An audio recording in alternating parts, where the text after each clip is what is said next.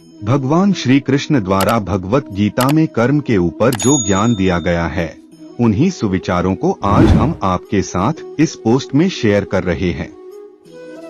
कर्मा पर आधारित इस लेख में हमने केवल भगवान श्री कृष्ण के द्वारा कहे गए सुविचार को ही शामिल किया है, जो हमें कर्म और उससे जुड़े परिणामों के बारे में बताते हैं। मुझे उम्मीद है आपको यह पोस्ट जरूर पसंद आएगी। फल की अभिलाषा छोड़कर कर्म करने वाला पुरुष ही अपने जीवन को सफल बनाता है। कर्म का फल व्यक्ति को उसी तरह ढूंढ लेता है जैसे कोई बछड़ा सैकड़ों गायों के बीच अपनी मां को ढूंढ लेता है। बुरे कर्म करने नहीं पड़ते हैं, हो जाते हैं, और अच्छे कर्म होते नहीं करने पड़ते हैं। कोई भी इंसान जन्म से नहीं बल्कि अपने कर्मों से महान बनता है।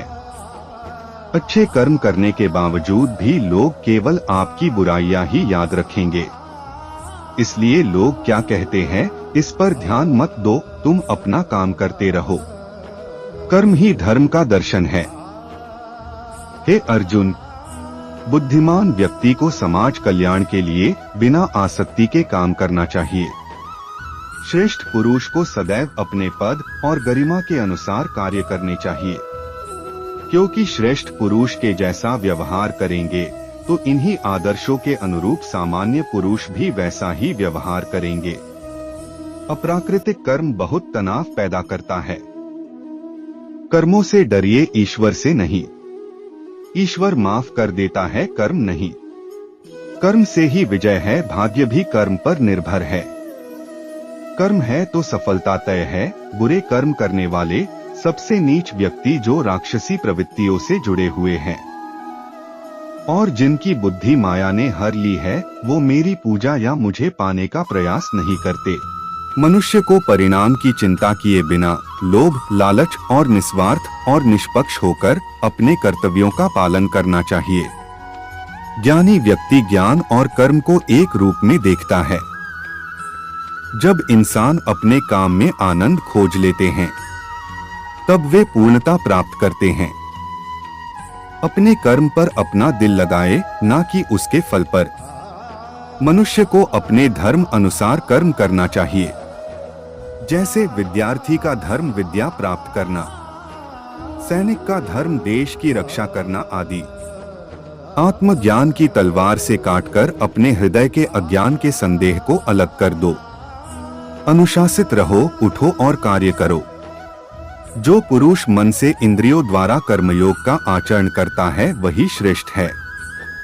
वह जो अपने भीतर अपने स्वयं से खुश रहता है, जिसके मनुष्य जीवन एक आत्मज्ञान है और जो अपने खुद से संतुष्ट है, पूरी तरीके से तृप्त है, उसके लिए जीवन में कोई कर्म नहीं है।